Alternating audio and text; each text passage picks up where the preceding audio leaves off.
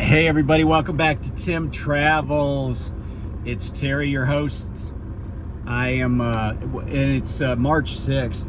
I'm coming to you from Lance Corners, Pennsylvania. This is at the intersection of US 6 and US 219. I'm actually at a Sheetz. And I was home last night, kind of weird a little bit. So my son it was his birthday, and so everybody went out. So my older kids and their significant others, my cousin and her whole family came, and we all went to this Mexican place in Harrisburg, Tres Hermanos. I recommend the place. It's kind of a hole in the wall. It's actually like a restaurant in the front and like a grocery store in the back. They have luchador masks. They have like giant like statues of Jesus and Mary and like and food and all sorts of stuff in that store. But they have a restaurant up front. It's really good. And I think there were like 15 of us. But anyway, so I just went home for the day for that, and we did it on Wednesday. It was his birthday yesterday, but it's also his day off. So, because he works at a grocery store, so he works a lot of weekends. But anyway, we had a good time, and I got back in the truck. I think I was only off duty like 17 hours total, but I park in Frederick, Maryland. I think I've said that before. So I got in the truck this morning, and I headed up here to Holland, New York. And man, all day I've been driving through some level of snowfall, snow drifts. The wind, it's in the mid 20s right now. And what time is it? It's 5:15. It's in the mid 20s, but the wind is blowing really hard. Like there's some tall trees across, and I think I mentioned I'm at Sheetz here, but there's some tall deciduous trees across the street, and they're moving a lot, which is, and there's no leaves on them and stuff. So the wind is really blowing hard. But it seems like the snow kind of has kind of abated. So yeah, I went up to this facility that we're required to load ourselves, and the last time I was there I freaking fell and smacked my right shoulder pretty hard, and it's slowly healing up. And then I had a lot of trouble getting the tarp back over the load. The time I was there last, it was snowing like crazy hard, and the wind was blowing, and it was just slippery. And there's a dude that works there that's super helpful, and he taught me. So like that was my first time up there. He taught me how to do the self-loading and the sequence of steps to get, because it's an auger system. There's a silo, but then there's a conveyor and auger that puts it in the trailer. Which is better than just driving underneath a silo that has like a clamshell on it, and I've done that before, but those make it a freaking enormous mess, and it's hard to even tell how much is going in there. But these guys have it down to a science. So you pull under the silo, and then like there's this long auger that's probably about, I want to say 40 feet long, and then you run through the sequence and you get the stuff moving, and you do it with the trailer in a certain position for 15 minutes, and then you back the trailer up. So it's kind of weird. You pull through the silo enclosure, and the cab is outside of it, and then when you back up, you're backing up till like half the trailer. So, and then that's another like 14 minutes. And I had a little trouble tarping it, but nothing like the time before. And I actually once I shook the load down, it wasn't bad at all. It wasn't bad. The straps were frozen, but because they got all frozen on the way up there. But other than that, you know, when I had a lot of trepidation. I'm not gonna lie, I had a lot of trepidation going in there.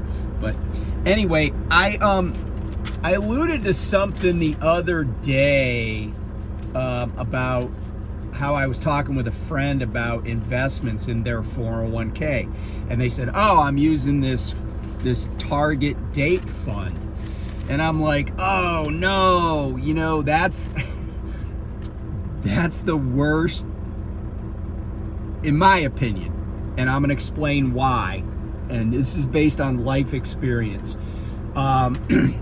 So I mentioned in previous video, you know, I used to be in this financial services industry, and I've had several securities licenses, but I want to take you back. So here's the thing about these, and if you don't understand what I'm talking about, so there's these what they call target date funds, and what happens is the target date funds will have a year associated with them. So right now, there's still a target date fund that says 2025, and they usually go in 5-year increments. So the next one would be a target date fund 2030, 2035, 2040, you get the picture, right? They're going 5-year increments. And the idea behind these is that, hey, you can put all your money in this one mutual fund, and the professional portfolio managers will balance that fund, and as you get closer to that target date, they will make sure that the portfolio continually gets rebalanced. So by the time you hit that target retirement date, you're in a portfolio that would be good for somebody that's getting ready to retire. So fairly conservative. A decent sized cash position, a small equity position, and a pretty decent sized largish bond position. And the theory behind this is that, you know, it takes the work out of understanding all these different mutual fund options and all this other stuff. But I want to take you back though to 2008. And in April of 2008, Bear Stearns just kind of goes under pretty quickly.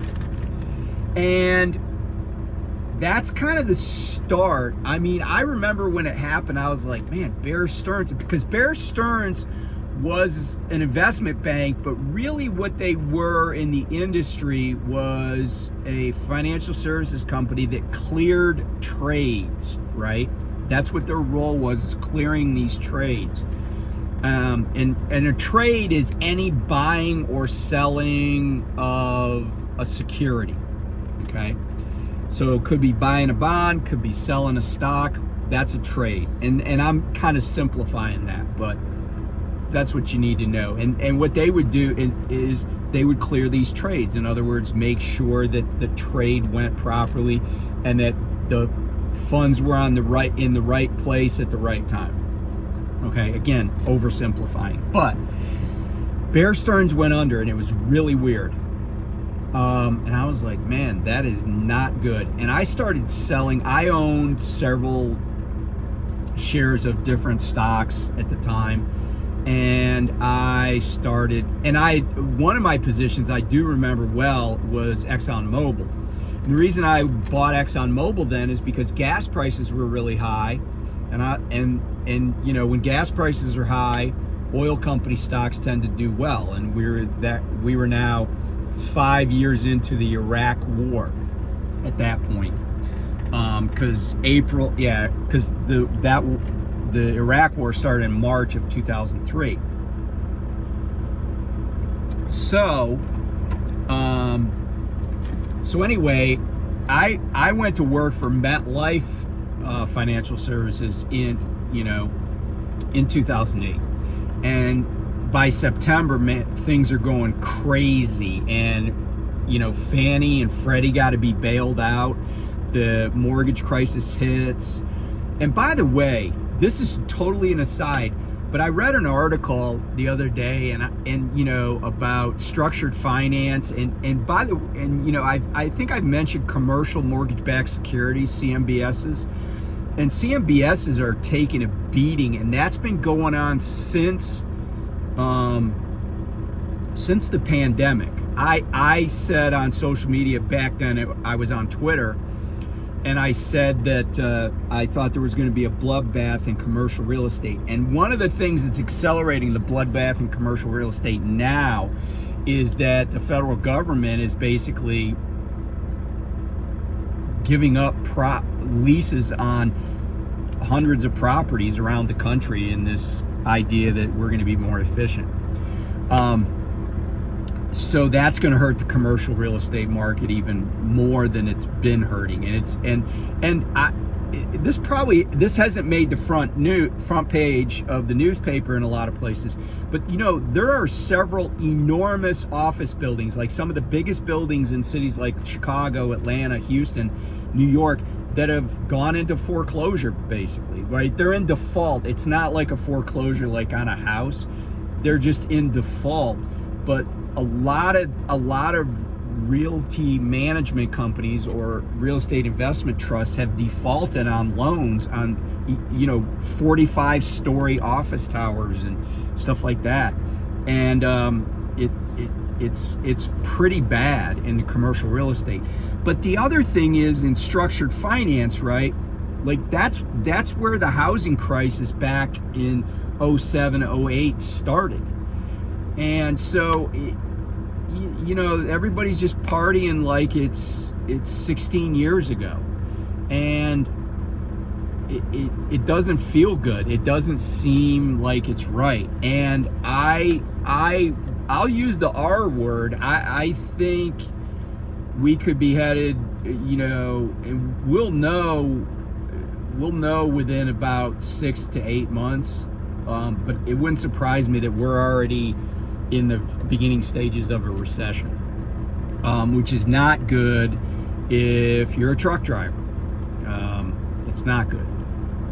So anyway, and there are probably some people that watch the channel that have been driving that long, and then maybe they remember how things were. But like the mortgage crisis, when you're not, new home starts drive the economy. And I'm totally getting afield here, but a little background is useful. So anyway, go back to then. I'm a financial advisor, right? And I don't even know why I ended up going over to this guy's house, but I got a lead, got a call, whatever it was. My boss is like, hey, go talk to this guy. So I go over to visit this man in Baltimore area. And by this time, it's like February of 09. And, Lehman Brothers has already crashed and burned. The government wouldn't bail them out. Bear Stearns is gone.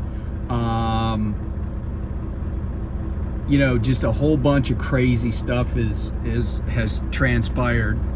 Fannie and Freddie had to get bailed out. And so I go over to meet with this guy, and he had a pretty sizable portfolio, and I want to say somewhere in the $200,000 range. And he had it in this targeted retirement date mutual fund. And it was a target date 2010. Well, when the market crashed, he took a huge beating in this fund. And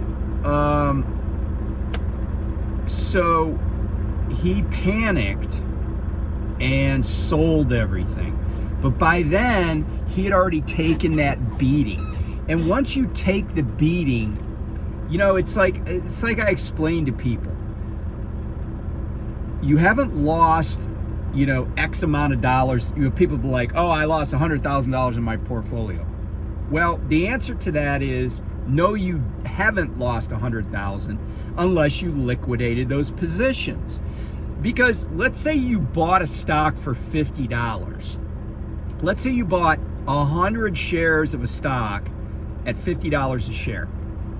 And so that's a $5,000 purchase. Let's not worry about brokerage fees. Let's say that the stock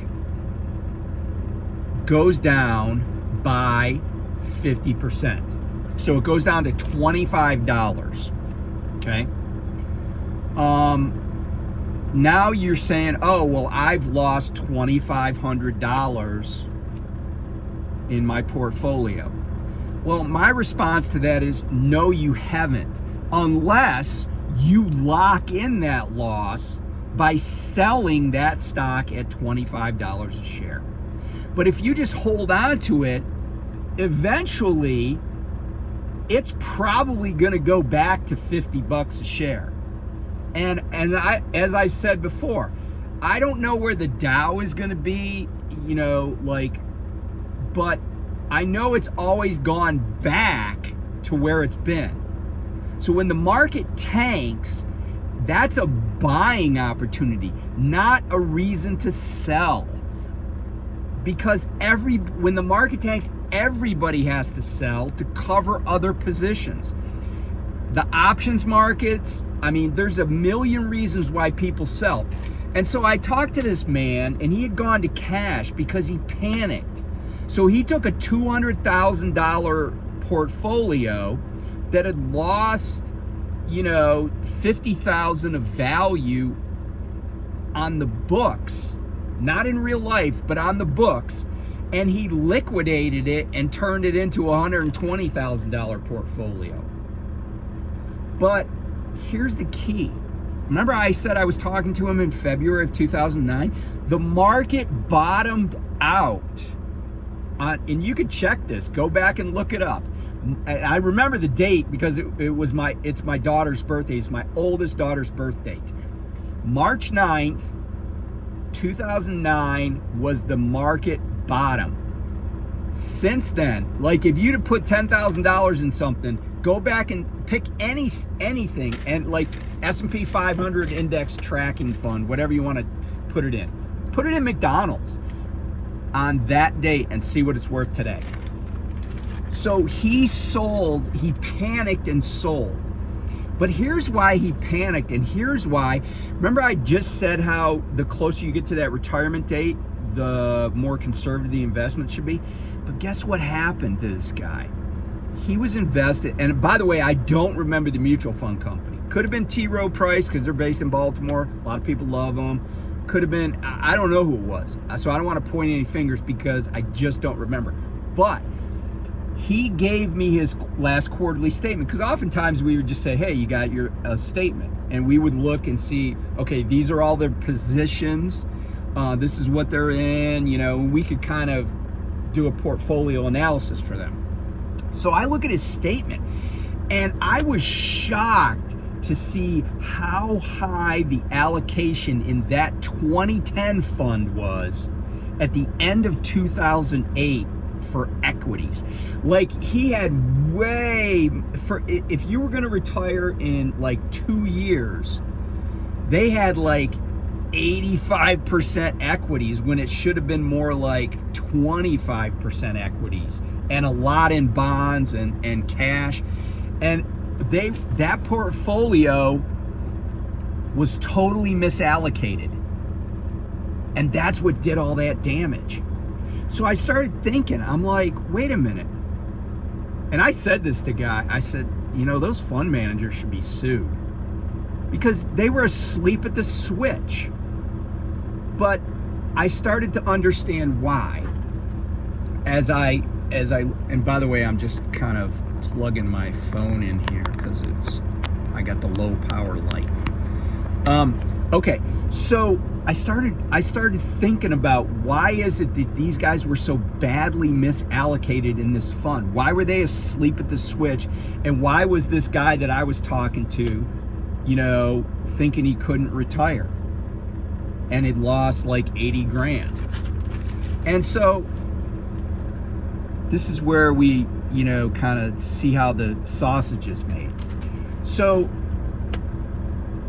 I was telling my friend, target date mutual funds are funds of funds. In other words, let's say that you have a company like T. Rowe Price or Vanguard or Fidelity. What they do is they say, oh yeah, target date 2025, we're going to put this mutual fund, we're going to take this mutual fund, and we're going to take like 4 other mutual funds, and we're going to create a fund out of those.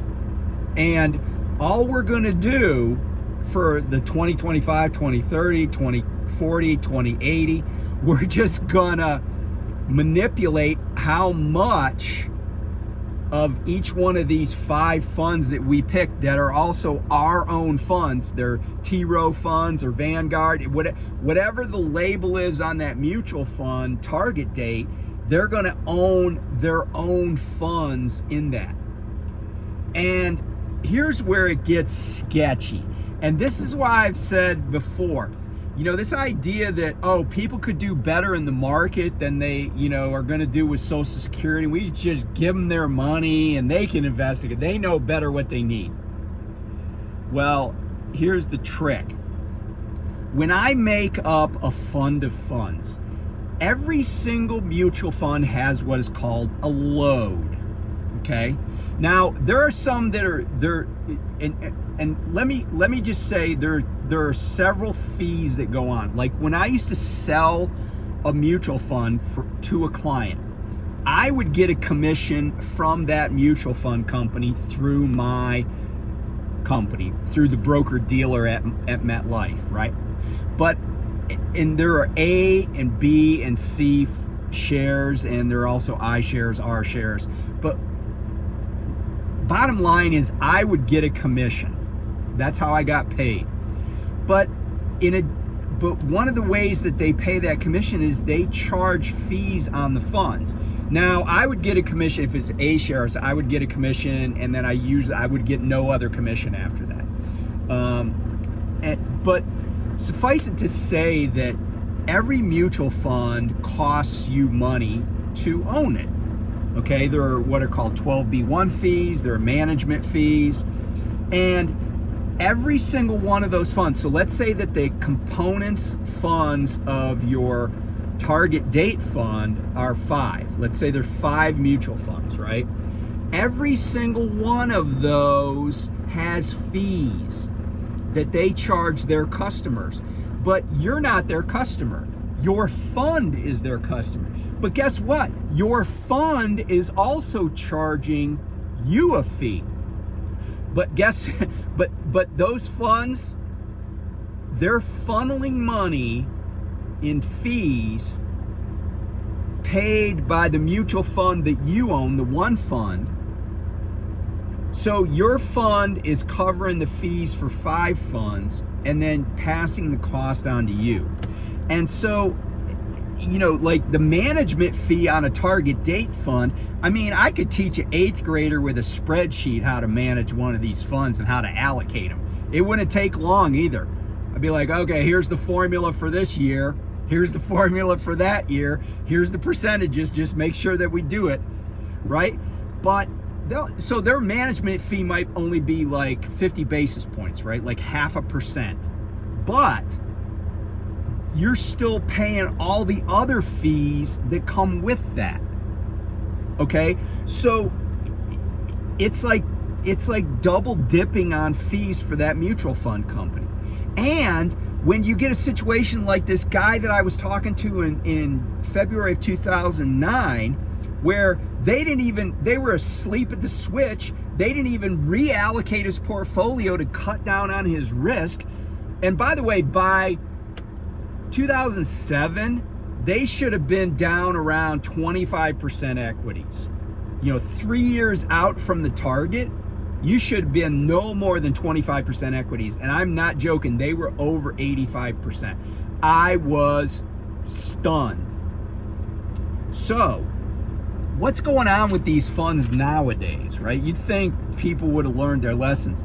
So I just came across this thing. So I don't know if you're familiar with Morningstar, but Morningstar is basically like a rating agency for mutual funds. And they do other stuff. But so you would think they would be kind of like circumspect and they'd kind of be like neutral, but you know, they have customers, right? Somebody's got to pay them. And it's mutual fund companies that pay them. I mean, you could probably subscribe to a service of theirs, but you can get a lot of their stuff for free. So recently they had a little like video podcast. I don't know what you call it, a YouTube video, but it might be on YouTube actually. They might have their own channel. But it was called Why Target Date Funds Are Great IRA Investments and 3 We Like Best. And so there was this woman interviewing a guy named Jason Kephart. And Jason Kephart, here's a picture of Jason, by the way, from the video.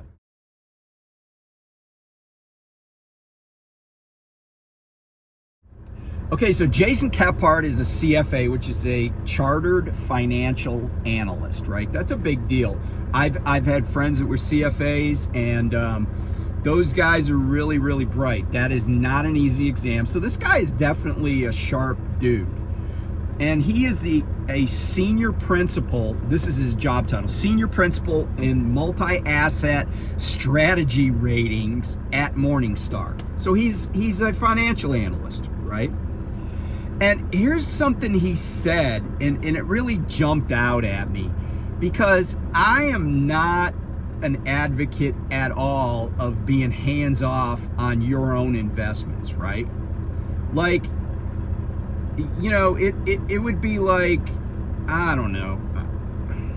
I'm trying to come up with a good analogy, and oftentimes we think we're powerless and we don't want to do any of the homework. You know, it's like not knowing how to put gas in your car because you live in New Jersey. It's like not knowing, you know, going out to a restaurant for a steak, but not actually knowing where the steak comes from and how it got cooked. Like not having any vision of that process, you know? And so what he says, and this is a quote, target date funds are really just a great set it and forget it for investors who don't want to spend a lot of time thinking about, well, how much of my portfolio should be in stocks versus bonds, and then he lists some other things. And, you know, he goes on to say that, oh, they're constantly rebalancing these portfolios, and, you know, you're gonna get more conservative as you go. And I'm like, yeah, that's the idea. But and I only have one example of this, right? But my dude in Baltimore, he wasn't the only person who suffered like this back then.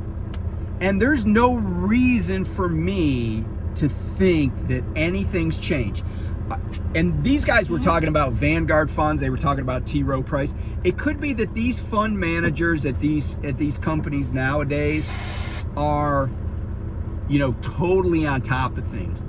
Or it could be that it's managed by computers, right? Like it's managed by some program and they don't even pay attention to it, which could be the case. Like they could be getting fees of like half a point. But and let me talk about those fees for a second. Think about this. If you got $100,000 invested, do you really think that somebody should get $500 a year just because they put 5 other of their company's mutual funds in a package for you?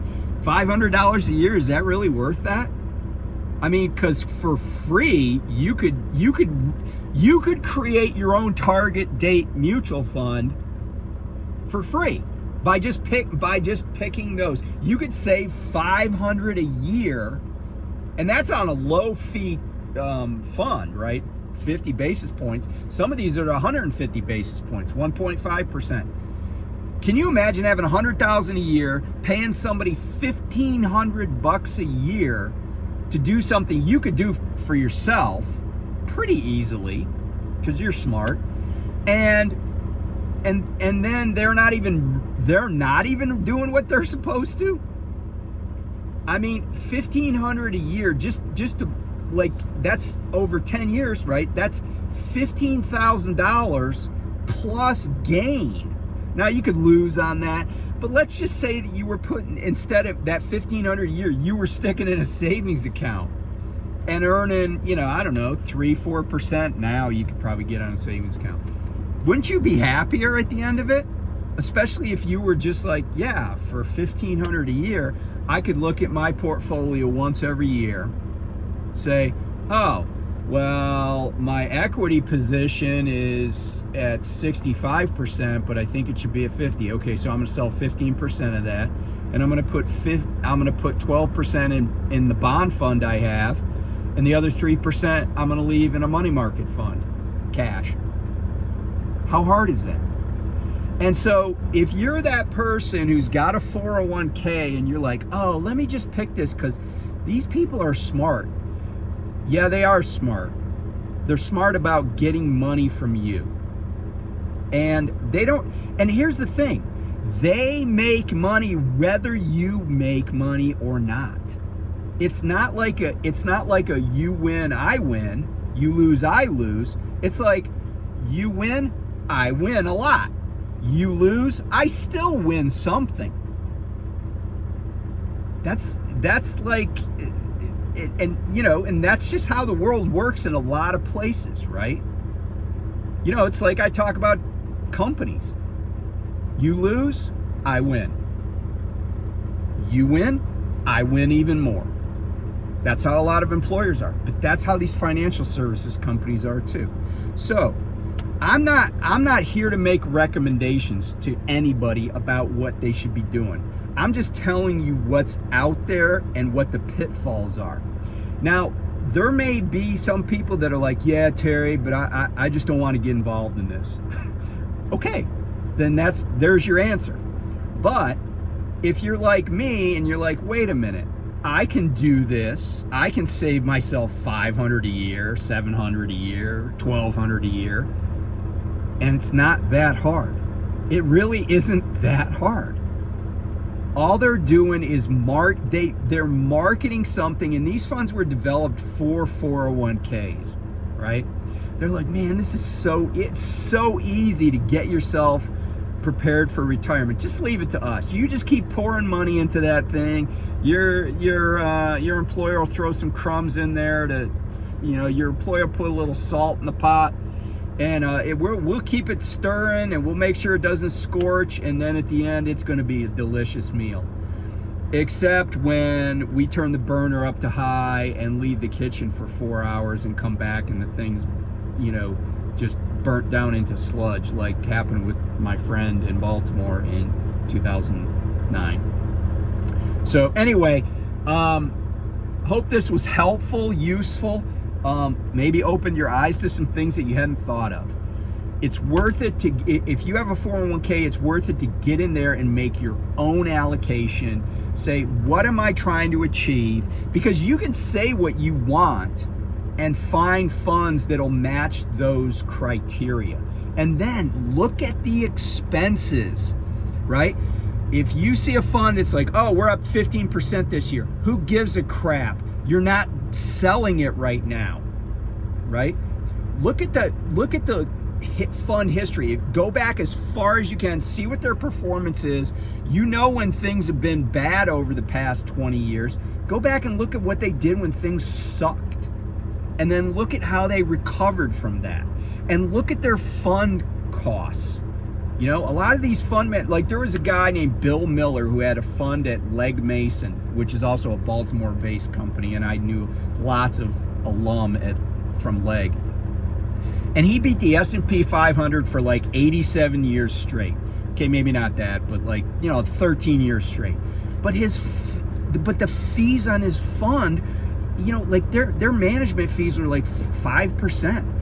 I'm like, so what that means, and I'm going to close with this. When you see a management fee, like I used to tell people when I did commercial leases for them, If your lease is $1,000 a month, that means your business has to make $1,000 before you make a dime. It's like leasing a truck, right? But it's the same thing with these mutual fund fees. Go, hey, that management fee is 5%. So if you put in $10,000 this year, okay, $10,000, 5% of $10,000 is, what is that? $500.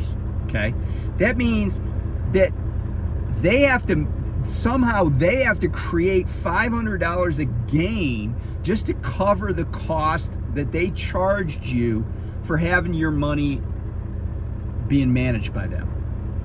But guess what? If they only find 4%, you just lost a point on your investment. You just wasted 365 days to lose money. That's how management fees impact this. That's why I talk about the fees in the 401ks, where the company's passing on the costs to the plan participants. So your company is covering their butt and charging you for it. Mutual fund companies charging you for it. If you're in a fund of funds, they're charging you twice. It just goes on. And then people are like, man, I thought I would have more when I retired. Yeah, you would have, except you were getting ripped off the whole time. So anyway, take care, be safe, invest wisely. Talk to you soon. Bye.